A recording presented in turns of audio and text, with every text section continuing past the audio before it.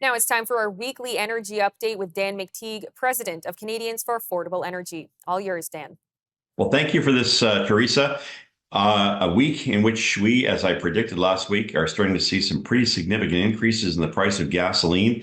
If you look across the country, we have in fact seen, as I had indicated last week, about a 3 or 4 cent increase.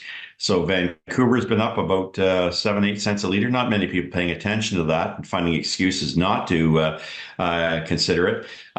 Calgary, Edmonton, so much of Alberta up about 5 cents a liter. Ditto for Saskatchewan. Of course, Manitoba is still in the 145 range. And of course, Ontario now pushing a little bit towards the 160 range, but 159, 158.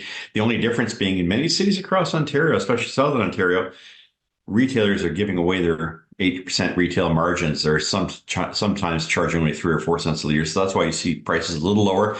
It's a bit of a head fake because sooner or later they have to come up for air. They have to honor credit cards. That's 2 cents a liter. They have to honor, loyalty programs. That might be another penny a liter, or 2 or 3 or 4, depending on what it is. They have to turn on their pumps, pay for their staff. You can't do that on 3 cent liter retail margins if you're only selling 15, 20,000 liters a day. I don't care who you are. Sooner or later, you have to come up for air unless you're going to overcharge people on the beef jerky inside your C stores. Quebec will do the same thing, usually about 10 cents a liter more. They're in the 168, 169 range. It varies between Quebec and Montreal. And Atlantic Canada, which saw a pretty big increase, 4 cents a liter for gasoline and 8 cents a liter for diesel.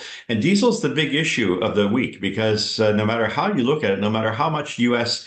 Refiners are keeping up and producing more. The fact is they're using a lot of U.S. Their oil inventory is dropping dramatically. 8 weeks in a row, we've seen a decrease. They're now about 6 or 7% below the 5-year average in terms of inventories. That's a very dangerous situation, and it's likely to lead to even higher prices, not just for the price of oil, but as it makes its way through the economy.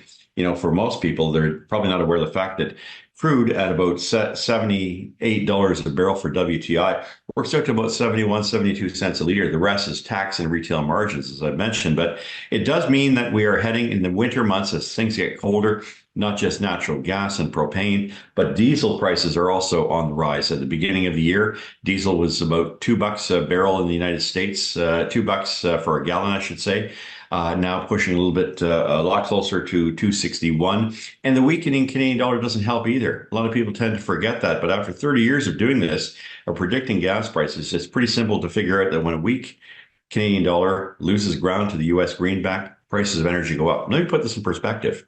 Across Canada today, the variance being whether you have a GST of 5% or an HST of 13%, or in Quebec at TQS of 14.975 or 15% Atlantic Canada, you're losing about 28 cents purchase power on average in Canada. So anybody who thinks the Canadian dollar being weak is a cool thing, better think again. It's destroying affordability. It has a lot to do with the federal government's decision, along with its buddies in the bloc, the Greens and the NDP, to stop building pipelines.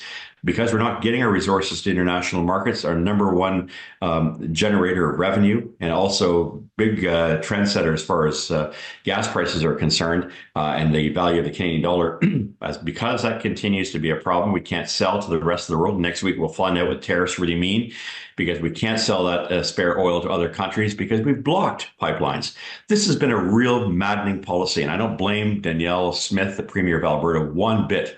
When the rest of Canada has been swatting you in the face several times as Alberta and its resources, it's kind of rich for them to come back and say, we have to Team Canada approach. Yeah, where the hell were you 10 years ago when the country needed you? Look, I'm from Eastern Canada, and I served as a Liberal member of Parliament, fought the oil industry.